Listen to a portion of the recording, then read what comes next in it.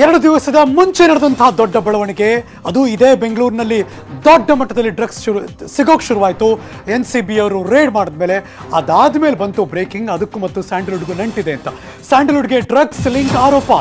ಗೃಹ ಸಚಿವ ಬಸವರಾಜ ಬೊಮ್ಮಾಯಿ ಅವರು ಕೂಡ ಹೇಳಿಕೆ ಕೊಟ್ಟಿದ್ದಾರೆ. CCB ಅವರು 200 kg ಗಾಂಜಾ ಸೀಸ್ ಮಾಡಿದ್ದಾರೆ. Breaking news.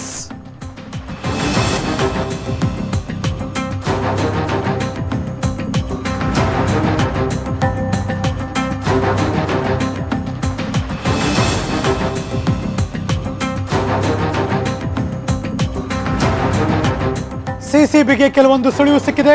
ಯಾರೇ ಇರಲಿ, ಎಷ್ಟೇ ಡ್ರಗ್ಸ್ ಅನ್ನ ಅವ್ರು ಇಟ್ಕೊಂಡಿರಲಿ, ಯಾರೇ ಪವರ್ಫುಲ್ ಆಗಿರಲಿ, ಯಾರೇ ಇರಲಿ, ಕಾನೂನು ಬಾಹಿರ ಕೆಲಸ ಮಾಡಿದ್ರೆ ಕಠಿಣ ಕ್ರಮಗಳನ್ನು ತೆಗೆದುಕೊಳ್ತೇವೆ. ವಿಶೇಷ ಕಾನೂನಿನ ಅಡಿಯಲ್ಲಿ ಜೈಲು ಶಿಕ್ಷೆ ಕೊಡಿಸ್ತೀವಿ. ಡ್ರಗ್ಸ್ ವಿರುದ್ಧದ ಕಾರ್ಯಾಚರಣೆ ಮುಂದುವರಿಕೆ ಆಗುತ್ತೆ. ಡ್ರಗ್ಸ್ ತಡೆಗೆ ಯುದ್ಧ ಅಂತ ಬೊಮ್ಮಾಯಿ ಅವರು ಘೋಷಣೆ ಮಾಡಿದ್ದಾರೆ. ಡ್ರಗ್ಸ್ ನಾನಾ ರೂಪದಲ್ಲಿ ಬರ್ತಾ ಇದೆ. ಅದು ಚಾಕ್ಲೇಟ್ ಆಗಿರಲಿ, ಸಣ್ಣ ಪೇಪರ್ ಆಗಿರಲಿ, ಟ್ಯಾಬ್ಲೆಟ್ ರೂಪದಲ್ಲಾಗಿರಲಿ, ಡ್ರಗ್ಸ್ ಬರ್ತಾ ಇದೆ. ಎಲ್ಲವನ್ನೂ ಕೂಡ ನಿಯಂತ್ರಣ ಮಾಡುವ ನಿಟ್ಟಿನಲ್ಲಿ ಜಾಲವನ್ನು ಬೀಸಿದ್ದೇವೆ. ವಿದೇಶಿಯರು ಇದರಲ್ಲಿ ತೊಡಗಿದ್ದಾರೆ. ಇನ್ನೂ ದೊಡ್ಡ ಪ್ರಮಾಣದಲ್ಲಿ ಕಾರ್ಯಾಚರಣೆ ಮಾಡಿ ಬೇರು ಸಮೇತ ಕಿತ್ತೊಗೆಯುವಂಥ ಕೆಲಸ ಮಾಡ್ತೀವಿ ನಾವು. ಯಾವ್ಯಾವ ಶಿಕ್ಷಣ ಸಂಸ್ಥೆ, ಹಾಸ್ಟೆಲ್ಗಳಲ್ಲಿ ಡ್ರಗ್ಸ್ ಸಿಕ್ಕರೆ ಅಲ್ಲಿನ ಮ್ಯಾನೇಜ್ಮೆಂಟ್ ಹೊಣೆ ಹೊರಬೇಕು ಅಂತ ಮಾನ್ಯ ಗೃಹ ಸಚಿವರು ಮಾತನಾಡಿದ್ರು. ಹಾಗಾದ್ರೆ ಅವ್ರು ಏನು ಮಾತಾಡಿದ್ರು ಬನ್ನಿ ನೋಡೋಣ. ಡ್ರಗ್ ಮಾಫಿಯಾಗೆ ಯಾವುದೇ ಕ್ರಮವನ್ನು ಸರ್ಕಾರಗಳು ತಗೊಂಡಿರಲಿಲ್ಲ. ಈಗ ನಾನು ವಾರ್ ಆನ್ ಡ್ರಗ್ ಅಂತ ಡಿಕ್ಲೇರ್ ಮಾಡಿದ್ದೀನಿ ಮತ್ತು ಜೀರೋ ಟಾಲರೆನ್ಸ್ ಟು ಡ್ರಗ್ ಅಂತ ಮಾಡಿದ ಮೇಲೆ ವಿಶೇಷ ತಂಡಗಳನ್ನು ಮಾಡಿ 2 ಥರದಲ್ಲಿ ಸಣ್ಣ ಪೊಲೀಸ್ ಸ್ಟೇಷನ್ನು CCB ಈ ಎರಡೂ ತಂಡದಲ್ಲಿ ಕೆಲಸ ಮಾಡ್ತಾ ಇದ್ದರಿಂದ ಮೊನ್ನೆ ಸುಮಾರು 2 ಕ್ವಿಂಟಲ್ ಅಷ್ಟು ಗಾಂಜಾ ಸಿಕ್ಕಿರುವಂಥದ್ದು ಅತಿ ದೊಡ್ಡ, ಇದುವರೆಗೂ ಇಷ್ಟು ದೊಡ್ಡ ಸಿಕ್ಕಿರಲಿಲ್ಲ. ಈಗ ಅದನ್ನು ನಾವು ಅಲ್ಲಿಗೆ ನಿಲ್ಲಿಸೋದಿಲ್ಲ. ಡ್ರಗ್ಗಳು ನಾನಾ ರೂಪದಲ್ಲಿ ಬರ್ತಾ ಇದ್ದಾವೆ. ಸಣ್ಣ ಸಣ್ಣ ಟ್ಯಾಬ್ಲೆಟ್ಸ್ ರೂಪದಲ್ಲಿ, ಸಣ್ಣ ಸಣ್ಣ ಪೇಪರ್ ರೂಪದಲ್ಲಿ, ಚಾಕ್ಲೇಟ್ನಲ್ಲಿ, ಸಿಂಥೆಟಿಕ್ ಡ್ರಗ್ ಅಂತ ಏನು ಕರೀತಾರೆ, ಅದು ಬೇರೆ ಬೇರೆ ರೂಪದಲ್ಲಿ ಬರ್ತಾ ಇದೆ. ಅವನ್ನ ಅಷ್ಟೂ ನಿಯಂತ್ರಣ ಮಾಡೋ ಸಲುವಾಗಿ ಈಗಾಗಲೇ ಜಾಲವನ್ನು ನಾವು ಬೀಸಿದ್ದೇವೆ ಮತ್ತು ಯಶಸ್ವಿಯಾಗಿ ಬೀಸಿದ್ದೇವೆ. ವಿದೇಶಿಯರು ಇದರಲ್ಲಿ ಭಾಳಷ್ಟು ಜನ ತೊಡಗಿದ್ದಾರೆ. ಅದರಲ್ಲಿ ಕೆಲವು ವಿದೇಶಿಯರನ್ನು ಕೂಡ ಈಗಾಗಲೇ ನಾವು ಅರೆಸ್ಟ್ ಕೂಡ ಮಾಡಿದ್ದೀವಿ. ಡಾರ್ಕ್ ನೆಟ್ ಅಂತ ಏನಿದೆ ವೆಬ್ಸೈಟ್, ಆ ಡಾರ್ಕ್ ನೆಟ್ಟಲ್ಲಿ ನಾವು ಬೇರಿಸೋದಕ್ಕೆ ಕೆಲವೊಂದು ಡಾರ್ಕ್ ನೆಟ್ ಬೇರಿಸೋದಕ್ಕೆ ಯಶಸ್ವಿಯಾಗಿದೆ. ಅದರ ಮುಖಾಂತರ ಹಲವಾರು ಮಾಹಿತಿಗಳೇನು ಬಂದಿದೆ ಅದರ ಪ್ರಕಾರ ಈಗಾಗಲೇ ನಾವು ಕಾರ್ಯಾಚರಣೆ ಮಾಡ್ತಾಯಿದ್ದೇವೆ. ಇದನ್ನು ಇನ್ನಷ್ಟು ದೊಡ್ಡ ಪ್ರಮಾಣದಲ್ಲಿ ನಾವು ಕಾರ್ಯಾಚರಣೆಯನ್ನು ಮಾಡ್ತೀವಿ ಮತ್ತು ಅದರ ಬುಡಕ್ಕೆ ಹೋಗಿ ಬೇರೆ ಸಮೇತ ಈ ಒಂದು ಡ್ರಗ್ ವ್ಯವಹಾರವನ್ನು ಸಂಪೂರ್ಣವಾಗಿ ಬೇರೆ ಸಮೇತ ಕಿತ್ತೊಗೆಯುವಂಥ ಕೆಲಸವನ್ನು ನಾವು ಮಾಡ್ತೀವಿ. ಡ್ರಗ್ ಮಾಫಿಯಾಗೆ ಯಾವುದೇ ಕ್ರಮವನ್ನು ಸರ್ಕಾರಗಳು ತಗೊಂಡಿರಲಿಲ್ಲ. ಈಗ ನಾನು ವಾರ್ ಆನ್ ಡ್ರಗ್ ಅಂತ ಡಿಕ್ಲೇರ್ ಮಾಡಿದ್ದೀನಿ. ಸ್ಯಾಂಡಲ್ವುಡ್ನ ಡ್ರಗ್ಸ್ ಮಾಫಿಯಾ ಬಗ್ಗೆ ಸಚಿವ CT ರವಿ ಕೂಡ ಮಾತಾಡಿದ್ದಾರೆ. ಇಂದ್ರಜಿತ್ ಅವರಿಗೆ ರಕ್ಷಣೆ ಇದ್ದೇ ಇದೆ, ಅವರು ತನಿಖೆಗೆ ಸಹಕಾರ ಕೊಡಬೇಕು, ಯಾರ ಬಗ್ಗೆಯೂ ಅವರಿಗೆ ಭಯ ಬೇಡ ಅಂತ CT ರವಿ ಮಾತಾಡಿದ್ರು. ಡ್ರಗ್ಗು ಬಹಳ ದಿನಗಳಿಂದಲೂ ಕೂಡ ಅದೊಂದು ದಂಧೆಯಾಗಿ ಮಾಡ್ಕೊಂಡಿರ್ತಕ್ಕಂಥ ಜಾಲ ಇದೆ ಅಂತಕ್ಕಂಥದ್ದು ಆಗಾಗ ಸೈಡ್ ಆಕ್ಟರ್ಗಳು ಸಿಗ್ತಾ ಇದ್ರು. ಈಗ ಏನಾದ್ರು ಮೇಯ್ನ್ ಆಕ್ಟರ್ಗಳು ಸಿಗ್ತಾರ ಅಂತ ನೋಡಬೇಕು. ಆ ದಂಧೆಯಲ್ಲಿ ಇರ್ತಕ್ಕಂಥ ಕಿಂಗ್ ಪಿನ್ಗಳು, ಇದೊಂದು ವ್ಯವಸ್ಥಿತವಾಗಿರ್ತಕ್ಕಂಥ ಅಂತಾರಾಷ್ಟ್ರೀಯ ಮಟ್ಟದ ಜಾಲ. ಸ್ವಲ್ಪ ಗಂಭೀರವಾಗಿ ತನಿಖೆ ನಡೆಸ್ತಾ ಇದ್ದಾರೆ. ತನಿಖೆಯಲ್ಲಿ ಯಾರ್ಯಾರು ಇದರಲ್ಲಿ ರಾಕೆಟ್ನಲ್ಲಿದ್ದಾರೆ, ವ್ಯಸನ್ ಯಾರು, ಜಾಲದ ವ್ಯಾಪಾರಿಗಳು ಯಾರು ಅನ್ನೋದು ತನಿಖೆ ನಂತರ ಗೊತ್ತಾಗ್ತದೆ. ಖಂಡಿತವಾಗಿಯೂ ರಕ್ಷಣೆ ಇರುತ್ತೆ. ಅವರು ಸಹಕಾರ ಕೊಡಬೇಕು ತನಿಖೆಗೆ. ಯಾರ ಬಗ್ಗೆನೂ ಅವ್ರಿಗೆ ಭಯ ಬೇಡ. ಅವರಿಗೆ ರಕ್ಷಣೆಗೆ ಏನು ಬೇಕು ಆ ವ್ಯವಸ್ಥೆಯನ್ನು ಪೊಲೀಸ್ ಇಲಾಖೆ ಮಾಡುತ್ತೆ. ಅವರು ಮುಕ್ತವಾಗಿ ಹೇಳಬೇಕು ಮತ್ತು ಈ ಒಂದು ಜಾಲವನ್ನು ಬಗ್ಗುಬಡಿಯೋದಕ್ಕೆ ಇನ್ನಷ್ಟು ಜನ ಬಲಿಯಾಗದಂತೆ ನೋಡ್ಕೊಳ್ಳೋಕ್ಕೆ ಅವರ ಸಹಕಾರದ ಅವಶ್ಯಕತೆ ಇದೆ. ಅವ್ರು ಹೇಳಬೇಕು. ಡ್ರಗ್ಗು ಬಹಳ ದಿನಗಳಿಂದಲೂ ಕೂಡ ಸ್ಯಾಂಡಲ್ವುಡ್ಗೆ ಡ್ರಗ್ಸ್ ನಂಟಿನ ಆರೋಪ. ಮಾಜಿ ಮುಖ್ಯಮಂತ್ರಿ ಪ್ರತಿಪಕ್ಷದ ನಾಯಕ ಸಿದ್ದರಾಮಯ್ಯ ಪ್ರತಿಕ್ರಿಯೆ ಕೊಟ್ಟಿದ್ದಾರೆ. ಗಾಂಜಾ ಮಾರಾಟಕ್ಕೆ ಯಾರು ಜವಾಬ್ದಾರಿ ಅಂತ ಪ್ರಶ್ನೆ ಮಾಡಿದ್ದಾರೆ. ಗಾಂಜಾ ಮಾರಾಟಕ್ಕೆ ಅವಕಾಶವನ್ನು ಕೊಟ್ಟವರು ಯಾರು? ಇದು ಸರ್ಕಾರದ ವೈಫಲ್ಯ ಅಂತ ಕಿಡಿಕಾರಿದ್ದಾರೆ ಪ್ರತಿಪಕ್ಷದ ನಾಯಕ ಸಿದ್ದರಾಮಯ್ಯನವರು. Breaking news. ಯಾರೇ ಆಗಲಿ ತನಿಖೆಯನ್ನು ನಡೆಸಬೇಕು, ಕಠಿಣ ಕ್ರಮ ಕೈಗೊಳ್ಳಬೇಕು ಅಂತ ಸಿದ್ದರಾಮಯ್ಯನವರ ಆಗ್ರಹ.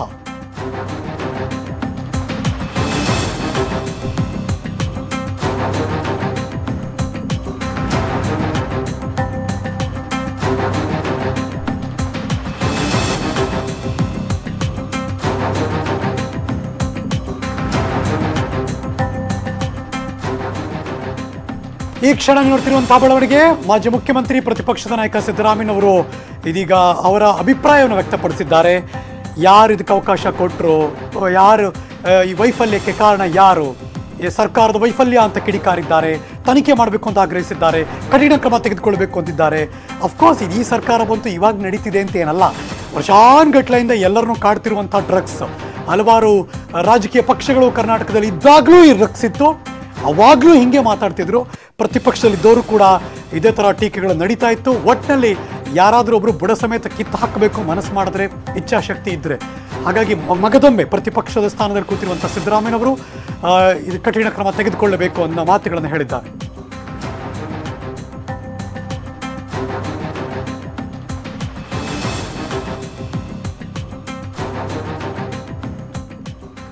ಸ್ಯಾಂಡಲ್ವುಡ್ ಅಲ್ಲಿ ಇದು ದೊಡ್ಡ ಮಟ್ಟದಲ್ಲಿ ಬೆಳವಣಿಗೆ ಪಡ್ಕೊಂಡಿದ್ದು ಯಾವಾಗ ಅಂದ್ರೆ ನಟ, ನಿರ್ದೇಶಕ, ನಿರ್ಮಾಪಕ ಮತ್ತು ಪತ್ರಕರ್ತ ಇಂದ್ರಜಿತ್ ಲಂಕೇಶ್ ಅವರು ಕೊಟ್ಟಂತ ಹೇಳಿಕೆ.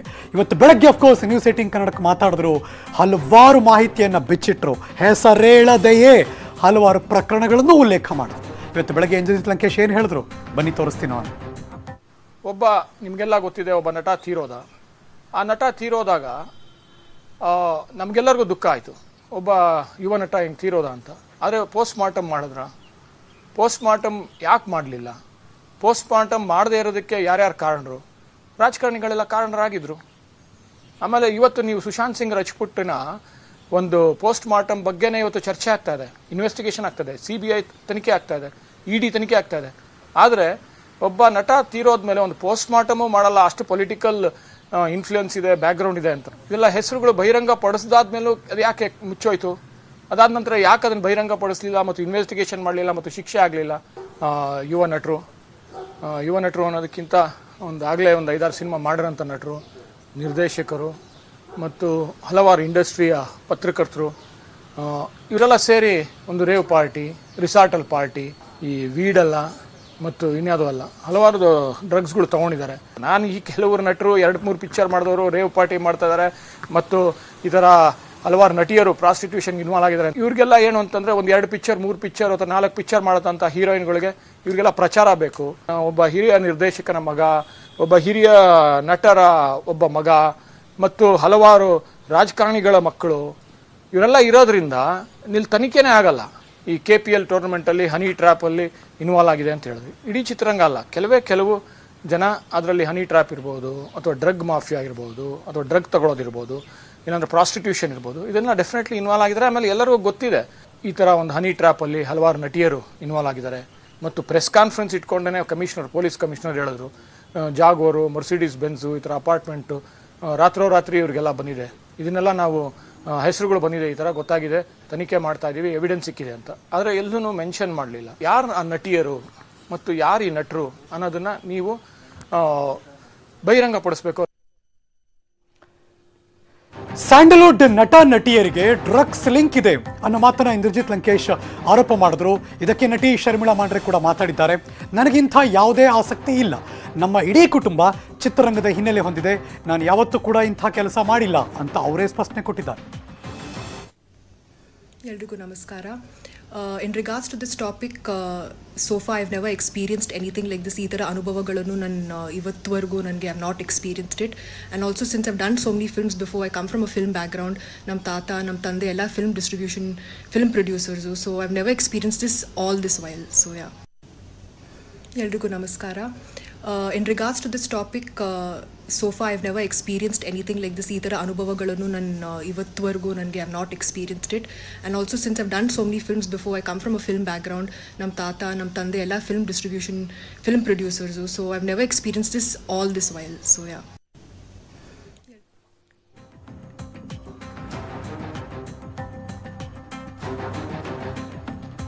ಇಂದ್ರಜಿತ್ ಲಂಕೇಶ್ ಅವರು ಹೆಸರೇಳದೆಯ ಹಲವಾರು ಘಟನಾವಳಿಗಳನ್ನು ಪ್ರಸ್ತಾಪ ಮಾಡಿದ್ರು.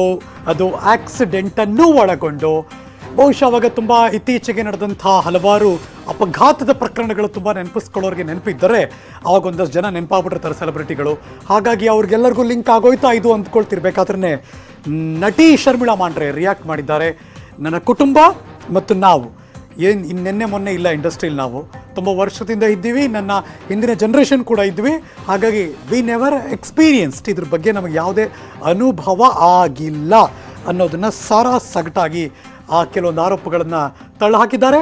ಮತ್ತು ಈ ಥರದ್ದು ಯಾವುದೇ ನಮಗೆ ಎಕ್ಸ್ಪೀರಿಯನ್ಸ್ ಆಗಿಲ್ಲ ಡ್ರಗ್ಸ್ಗಳ ಬಗ್ಗೆ, ಮಾಫಿಯಾ ಬಗ್ಗೆ ಅನ್ನೋದು ನಟಿ ಶರ್ಮಿಳಾ ಮಾಂಡ್ರೆ ಅವರ ಅಭಿಪ್ರಾಯ. ಇದಿಷ್ಟು ಕೂಡ ಇಂದ್ರಜಿತ್ ಲಂಕೇಶ್ ಅವರು ಬಿಟ್ಟಂತಹ ಸ್ಫೋಟಕ ಮಾಹಿತಿಯನ್ನು ಒಳಗೊಂಡಂಗೆ ಸ್ಯಾಂಡಲ್ವುಡ್ನ ಮಂದಿ ಪ್ರತಿಕ್ರಿಯೆ ಕೊಡ್ತಿದ್ದಾರೆ. ಕೆಲವರು ಅದಕ್ಕೆ ಪರವಾಗಿ, ಕೆಲವರು ವಿರೋಧವಾಗಿ, ಕೆಲವರಿಗೆ ಅದು ಹೌದು ಇಲ್ವಲ್ಲ, ಇಷ್ಟು ವರ್ಷ ನಾವು ಇಂಡಸ್ಟ್ರಿ ಇದ್ದೀವಿ, ನಮಗೆಲ್ಲೂ ಕಾಣಿಸಿಲ್ವಲ್ಲ, ನಮಗಿದು ಗೊತ್ತಿಲ್ಲ, ಇದು ಸುಳ್ಳಲ್ವ ಅಂತ ಅವರವರ ಅಭಿಪ್ರಾಯಕ್ಕೆ ಅವ್ರು ಹೇಳ್ತಿದ್ದಾರೆ. ಕೆಲವರಿಗೆ ಇದಿದೆ ಅಂತ ಹೇಳಕ್ಕೆ ಅನಿಸಿದ್ರೂ ಕೆಲವರು ಮಾತಾಡಿಲ್ಲ. ಬಟ್ ಕೆಲವರಂತೂ ಹೆಸರೇಳದೆಯೇ ಹೌದು ನಾವು ಇದಕ್ಕೆ ಕೇಳ್ಪಟ್ಟಿದ್ದೀವಿ ಹಂಗನ್ಬಿಟ್ಟು ಎಲ್ಲರೂ ಅಲ್ಲ, ಅಫ್ಕೋರ್ಸ್ ಎಲ್ಲರೂ ಕೂಡ ದೂಷಣೆ ಮಾಡೋದು ಕೂಡ ತಪ್ಪು ಅಂತ ಕೆಲವೊಬ್ರು ಕೂಡ ಅದಕ್ಕೆ ಅಭಿಪ್ರಾಯನ ವ್ಯಕ್ತಪಡಿಸ್ತಿದ್ದಾರೆ.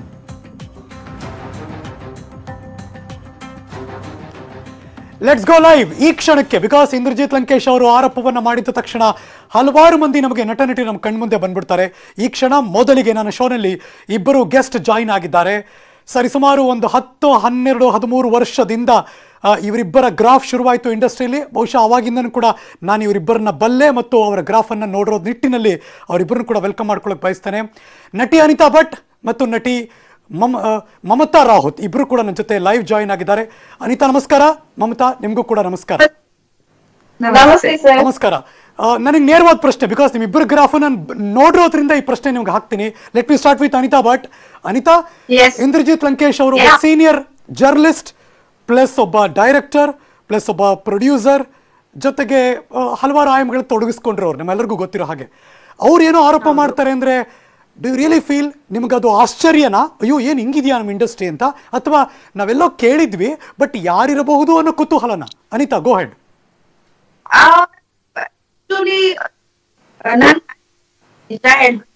ನನ್ಗೇನು ಇಲ್ಲಿ ಇವತ್ತಿನ ಯಾವುದೇ ರೀತಿ ನ್ಯೂಸ್ ಆಗ್ಲಿ ಅದ್ರ ಬಗ್ಗೆ ಯಾವುದೇ ಮಾಹಿತಿ ಖಂಡಿತ ಇಲ್ಲ.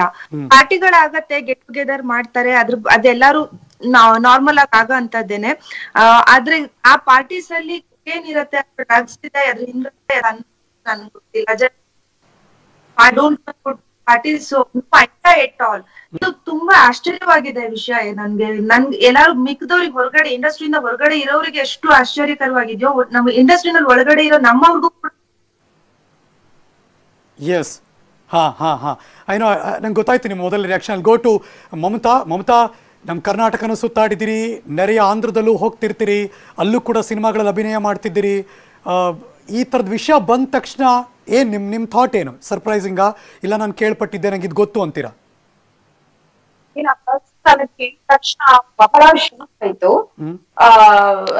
ಸರ್ಪ್ರೈಸಿಂಗ್, ಅಫ್ಕೋರ್ಸ್ ಸರ್ಪ್ರೈಸ್ ಅನ್ನೋದು ಇದೇನು ಒಂದು ಬಹುಮಾನ ತರ ಆತರ ಅಲ್ಲ, ಬಟ್ ಶಾಕ್ ಅಂತೂ ಖಂಡಿತ ಆಯ್ತು.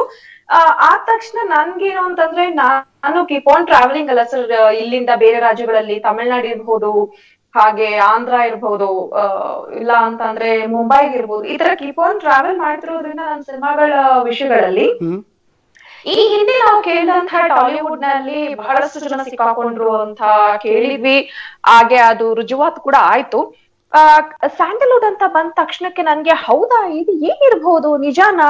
ಯಾಕಂದ್ರೆ ನೀವು ಆಗ್ಲೇ ಒಂದು ಸ್ಟಾರ್ಟಿಂಗ್ ಅಲ್ಲಿ ಹೇಳಿದ್ರಿ ಬಹಳ ವರ್ಷಗಳಿಂದ ಅಂತ. ಹೌದು, ನಾನು 2005ನೇ ಇಸ್ವಿಯಿಂದ ಸಿನಿಮಾಗ್ ಬಂದೆ. ಬಟ್ ಅದಕ್ಕೆ ಮುಂಚೆನೂ ನಾನು ಮೀಡಿಯಾನಲ್ಲೇ ವರ್ಕ್ ಮಾಡ್ತಾ ಇದ್ದೆ, ಆಂಕರಿಂಗ್ ಇರ್ಬೋದು.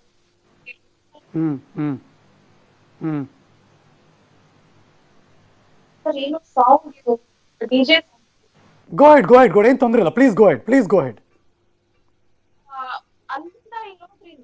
ಅಲ್ಲಿ ನಾನು 2002ನೇ ಇಸ್ವಿನಲ್ಲಿ ನಾನು ಆಂಕರಿಂಗ್ ಶುರು ಮಾಡಿದ್ದು. ಅಲ್ಲಿಂದ ಇವತ್ತಿನವರೆಗೂ 2020 ಇಲ್ಲಿಯವರೆಗೂ ನಾನು ಈ ತರ ಒಂದು ಡ್ರಗ್ಸ್ ವಿಷಯದಲ್ಲಿ ನಮ್ಮ ಸ್ಯಾಂಡಲ್ವುಡ್ ನಲ್ಲಿ ಆಕ್ಟರ್ಸ್ ಗಳು ತಗೊಳ್ತಾರೆ ಅನ್ನೋದು ನಾನಂತೂ ಇವತ್ತಿನವರೆಗೂ ಎಲ್ಲೂ ಕೇಳಿಲ್ಲ. ಅಂಡ್ ನೋಡಿಲ್ವಾ ಅನ್ನೋದಾದ್ರೆ, ಶೂಟಿಂಗ್ ಸೆಟ್ಸ್ ಗಳಲ್ಲಿ ಯಾರೂನು ತಗೊಂಡ್ಬರೋದು ಮಾಡಿದ್ದನ್ನ ನಾನು ಯಾವತ್ತೂ ನೋಡಿಲ್ಲ. ನಾನು ಬಹಳ ದೊಡ್ಡ ದೊಡ್ಡ ನಟರ ಜೊತೆನೂ ಆಕ್ಟ್ ಮಾಡಿದೀನಿ, ಪ್ರೊಡಕ್ಷನ್ಸ್ ಅಲ್ಲಿ ಕೆಲಸ ಮಾಡಿದೀನಿ. ಅಪಾರ್ಟ್ ಫ್ರಮ್ ದಟ್ ಈ ಪಾರ್ಟೀಸ್ ಗಳಲ್ಲಿ ಅದು ಇದು ಅಂತಂದ್ರೆ ನನ್ಗೂ ಪಾರ್ಟೀಸ್ಗೂ ಸಂಬಂಧನೇ ಇಲ್ಲ, ಯಾಕಂದ್ರೆ ನಾನು ಯಾವ್ದು ಪಾರ್ಟೀಸ್ ಗಳಿಗೆ ಹೋಗಲ್ಲ. ಸೊ ಹಾಗಾಗಿ ಪಾರ್ಟೀಸ್ ಗಳಲ್ಲಿ ನಡೆಯುತ್ತಾ ಅನ್ನೋದಾದ್ರೆ ಇದ್ರ ಬಗ್ಗೆ ನಮ್ಗೆ ಐಡಿಯಾ ಇಲ್ಲ. ಬರೀ ಪಾರ್ಟೀಸ್ ಗಳಲ್ಲಿ ಮಾತ್ರ ಅಂತಾನೂ ಏನಲ್ಲ. ಬಿಕಾಸ್ ಇಂದ್ರಜಿತ್ ಲಂಕೇಶ್ ಅವ್ರು ಮಾತಾಡ್ತಿರ್ಬೇಕಾರೆ, Anita, I just want to ask you, ಇತ್ತೀಚೆಗೆ ಬಂದಂತಹ ನಟಿಯರು ಯಾರೋ ಒಬ್ರನ್ನ ಪಾಯಿಂಟ್ ಔಟ್ ಮಾಡಿಲ್ಲ ಅವ್ರು, ನಿಜ.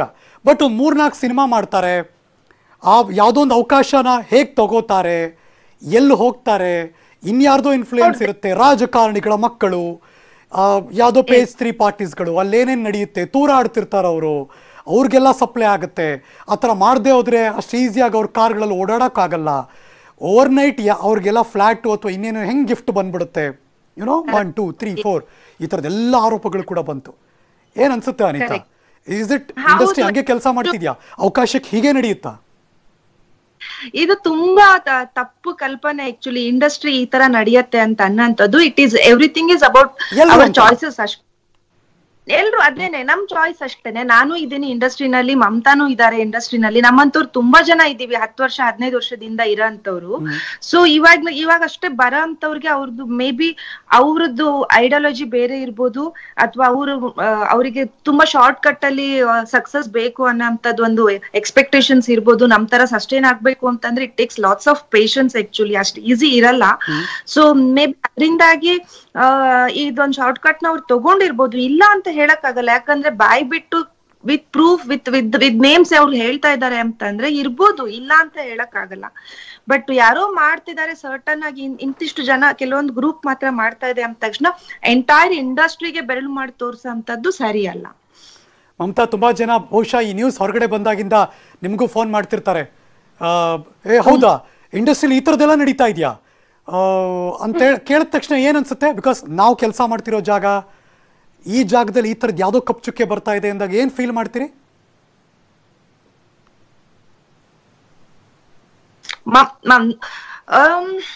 ಗೊತ್ತಿಲ್ಲ, ಆಕ್ಚುಲಿ ಬರ್ತಾ ಇದೆ. ನಮ್ ಮನೆಯಿಂದ ಎಲ್ಲ ಫೋನ್ ಬಂದಿದೆ ನನ್ಗೆ ಬೆಳಗ್ಗೆಯಿಂದ. ಏನಿದ್ ನಿನ್ನೆಯಿಂದ ಶುರುವಾಗಿದೆ, ಏನಿದು ಅಂತ. ಎಲ್ಲಾರ್ಗು ಒಂಥರ ಮನೆ, ನಮ್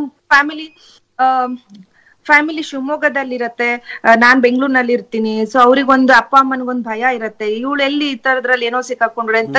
ನ್ಯಾಚುರಲ್ ಏನಾಗತ್ತೆ ಅಂತಂದ್ರೆ ಈ ಡ್ರಗ್ಸ್ ಅನ್ನೋಂಥದ್ದು ಮೇ ಬಿ ಎಲ್ಲಾ ಇಂಡಸ್ಟ್ರಿನಲ್ಲೂ ಇದೆ, ಪರ್ಟಿಕ್ಯುಲರ್ ಆಗಿ ಇದು ಒಂದೇ ಕಡೆ ಅಂತ ಇಲ್ಲ. ಬಟ್ ಎದುರುಗಡೆ ಕಣ್ಣಿಗೆ ಕಾಣಿಸ್ಕೊಳ್ಳೋದೇನು ಅಂತಂದ್ರೆ ಲೈಮ್ ಲೈಟ್ ಅಲ್ಲಿ ಇರೋರು ನಾವಾಗಿದ್ದಕ್ಕೆ ನಾವು ಸಡನ್ ಆಗಿ ಸಾರಿ ಟು ಇಂಟರಪ್ಟ್. ಇದು ಎಲ್ಲಾ ಇಂಡಸ್ಟ್ರಿಲಿ ಅನ್ನೋದಕ್ಕಿಂತ ಹೆಚ್ಚಾಗಿ ಯೂನಿವರ್ಸಲ್ ಅಲ್ಲಿ ಇರುವಂತಹ ಒಂದು ಡ್ರಗ್ ಇದು. ಅಪಾರ್ಟ್ ಫ್ರಮ್ ಸಿನಿಮಾನವರು ಬೇರೆ ಬೇರೆ ಫೀಲ್ಡ್ ಅಲ್ಲಿ ಇರೋರು ಕೂಡ ತಗೊಳ್ತಾ ಇದ್ದಾರೆ. ಆದ್ರೆ ಅವರು ಮೇನ್ಲಿ ಹೆಡ್ ಅಪ್ ಮಾಡಿರೋದು ಸಿನಿಮಾ, ಸ್ಯಾಂಡಲ್ವುಡ್ ನ ಬಹಳಷ್ಟು ಜನಕ್ಕೆ ಕೊಡ್ತಿದ್ದೀವಿ ಅನ್ನೋದ್ರಿಂದ ಸಿನಿಮಾ ಅನ್ನೋದು ಒಂದು ಫೋಕಸ್ ಆಗ್ತಾ ಇದೆ ಅಷ್ಟೇ. Exactly.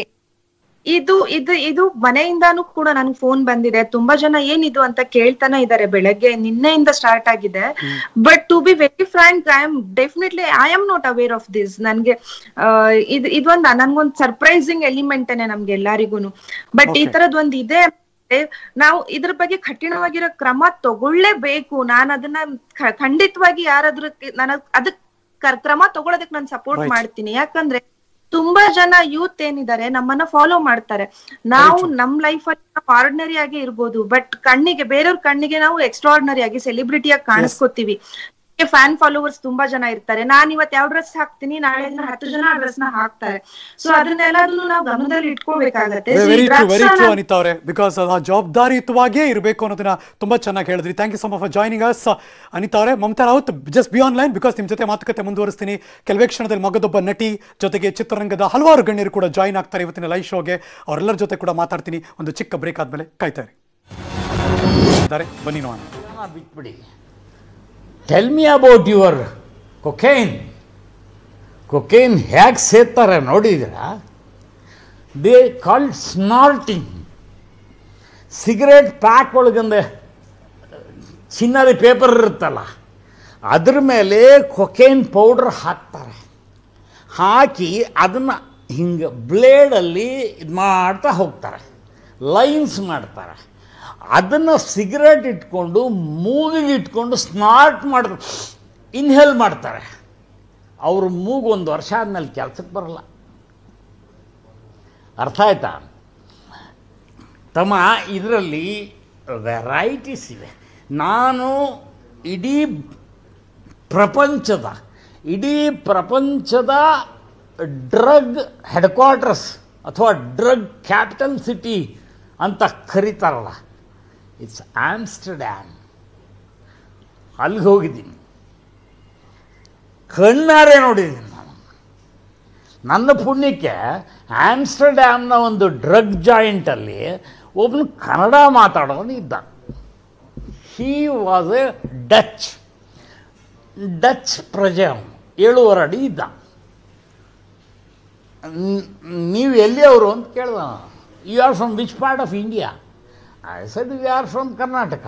O, I have seen Udupi, I have seen Kundapura, I have seen Gokarna.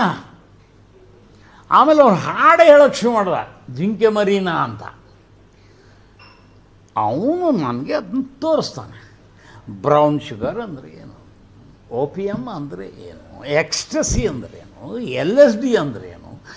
ನೀವು ಐ ಆಮ್ ಶ್ಯೂರ್ ಇಲ್ಲಿ ಇರೋರಲ್ಲಿ ನೀವು ಯಾರೂ ಆ ಡ್ರಗ್ಸ್ನ ನೋಡೂ ಇರಲ್ಲ. ನಿಮ್ಮ ಮನೆಯಲ್ಲಿ ನಿಮ್ಮ ತಾಯಿ ಅಡುಗೆ ಮಾಡುವಂಥ ಗಸಗಸೆ ಪಾಯಸ ಕುಡ್ದಿರ್ತಾನೆ. ಗಸಗಸೆ ಪಾಯಸ ಕುಡಿದ್ರೆ ಸಣ್ಣಗೆ ನಿದ್ದೆ ಬರುತ್ತೆ. ನಾನು ತಮಾಷೆಗೆ ಅದನ್ನು ಬ್ರಾಹ್ಮಣರು ಬೀರು ಅಂತ ಕರಿತಾ ಇರ್ತೀನಿ. ಬೆಳಿಗ್ಗೆ ಅದು ತಿಂಡಿ ತಿಂದು ತಲೆಗೆ ಹರ್ಕೊಂಡು ಮಧ್ಯಾಹ್ನ 2 ಗಂಟೆಗೆ ಒಳ್ಳೆ ಚೆನ್ನಾಗಿ ಊಟ ಮಾಡಿ ಒಂದು ಕಪ್ಪು ಗಸಗಸೆ ಪಾಯಸ ಕುಡಿದ್ರೆ ಒಳ್ಳೆ ನಿದ್ದೆ ಬರುತ್ತೆ. ಎಸ್, ಇದು ರವಿ ಬೆಳಗೆರೆಯವರು ಈ ಡ್ರಗ್ಸ್ ಹೇಗೆಲ್ಲ ಸಪ್ಲೈ ಆಗುತ್ತೆ, ಎಲ್ಲಿಂದ ಅದರ ಮೂಲ, ಎಲ್ಲದರ ಬಗ್ಗೆ ಕೂಡ ಒಂದಷ್ಟು ಮಾತಾಡ್ತಿದ್ದಾರೆ ಎಲ್ಲ ಮಾಧ್ಯಮ ಗೆಳೆಯರ ಜೊತೆ. ಮೀನ್ವಾಯಿಲ್ ನಮ್ಮ ಶೋನಲ್ಲಿ ಮತ್ತೊಬ್ಬರು ಗೆಸ್ಟ್ ಕೂಡ ಜಾಯಿನ್ ಆಗಿದ್ದಾರೆ, ಅವ್ರನ್ನ ವೆಲ್ಕಮ್ ಮಾಡ್ಕೊಳ್ಳೋಣ. ಅಫ್ಕೋರ್ಸ್ ನಟಿ, ಹಲವಾರು ವರ್ಷಗಳಿಂದ ತಮ್ಮ ಮೊದಲ ಚಿತ್ರದಿಂದಲೇ ಹಂಗೆ ನೋಡೋಕೆ ಹೋದರೆ ಎಲ್ಲರ ಮನಗೆದ್ದಂಥ ನಟಿ ಕಾರುಣ್ಯರಾಮ್. ನಮಸ್ಕಾರ ಕಾರುಣ್ಯರಾಮ್ ಅವರೇ, and welcome back Mamata Rahut ಅವರೇ.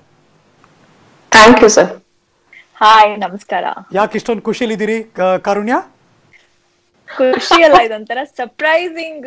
ಸಡನ್ ಆಗಿ ಈ ತರ ಹೆಂಗೆ ಅಂತ ನಂಗೆ ಅದನ್ನ ಲೈಕ್ ಅಕ್ಸೆಪ್ಟ್ ಮಾಡಕ್ ಆಗ್ತಾ ಇಲ್ಲ. ಲೈಕ್ ಸಡನ್ ಆಗಿ ನ್ಯೂಸ್ ಏನು, ಯಾಕಂದ್ರೆ ಕರೋನಾ ಎಫೆಕ್ಟ್ ಇಂದಾನೆ 6-7 ಮಂತ್ಸ್ ಮನೇಲೆ ಲಾಕ್ ಡೌನ್, ಮತ್ತೆ ಇಂಡಸ್ಟ್ರಿ ಏನು ಕೆಲಸ ಎಲ್ಲ ಹುಚ್ಚಿಡ್ದಂಗ ಆಗಿದೆ. ಏನು ಈ ತರ ಒಂದ್ ನ್ಯೂಸ್ ಐತಿ, ಯಾವ್ದು ಎಲ್ಲಿಂದ ಬಂತು, ಏನಿದು ಅಂತ ಒಂಥರ ಸರ್ಪ್ರೈಸ್. ಇವತ್ತು ನಿನ್ನೆ ಮೊನ್ನೆದಲ್ವಲ್ಲ ಕಾರುಣ್ಯ ಅವರೇ, ಹಲವಾರು ವರ್ಷಗಳಿಂದ ಅವಾಗ ಇದು ಬಂದು ಓಡಾಡ್ತಾನೆ ಇದೆ. ಈ ಸರಿ ದೊಡ್ಡ ಮಟ್ಟದಲ್ಲಿ ಅಫಿಷಿಯಲ್ ಆಗಿ NCB ಅವರೇ ಅನೌನ್ಸ್ ಮಾಡಿರೋ ಪ್ರಕಾರ ಒಂದು ಸುಳಿವು ಸಿಕ್ಕಿದೆ ಅವ್ರಿಗೆ. ಡ್ಯೂ ರಿಯಲಿ ಫೀಲ್ ಯಾವುದೋ ಒಂದು ಸಂತೋಷ ಕೂಟಕ್ಕೆ ಹೋಗಿರ್ತೀರಾ, ಅಥವಾ ಎಲ್ಲೋ ಕ್ರಿಕೆಟ್ ನೋಡೋಕೆ ಆರೋಪ ಬಂದಿರೋದ್ರಿಂದ ಕೇಳ್ತೀನಿ, KPL ನೋಡೋಕೆ ಹೋಗಿರ್ತೀರಾ, ಇನ್ಯಾವುದೋ ಗೆಟ್ ಟುಗೆದರ್ಗೆ ಹೋಗಿರ್ತೀರಾ, ಇನ್ಯಾವುದೋ ಪಾರ್ಟಿಗೆ ಹೋಗಿರ್ತೀರಿ, ಎಲ್ಲೋ ಯಾವುದೋ ವಾಸನೆ ಬಂತು ಇದುವರೆಗೆ ನಿಮಗೆ ಅಂತ ಅನಿಸಿದ್ಯಾ? ಇಲ್ಲ, ಟು ಬಿ ಆನೆಸ್ಟ್, ನಾನು ಆಲ್ರೆಡಿ ಇಂಡಸ್ಟ್ರಿಗೆ ಬಂದು 10 ವರ್ಷ ಆಯ್ತು. ತುಂಬಾ ಹೆಮ್ಮೆಯಿಂದ ಹೇಳ್ಕೊಳ್ತೀನಿ. ನಾನು ಸುಮಾರು ಇಂಟರ್ನ್ಯಾಷನಲ್ ಮೂವಿ ಅವಾರ್ಡ್ಸ್ ಫಂಕ್ಷನ್ ಗಳಿಗೆ ಹೋಗಿದ್ದೀನಿ. ಅಲ್ಲಿ ಆಫ್ಟರ್ ಪಾರ್ಟೀಸ್ ಅಂತಾನು ನಡೆಯುತ್ತೆ, ಅಲ್ಲಿ ಎಲ್ಲಾ ಬಿಗ್ ಸ್ಟಾರ್ಸ್ ಬರ್ತಾರೆ. Yes, of course parties, get together ಎಲ್ಲ ಸೇರ್ತಾರೆ.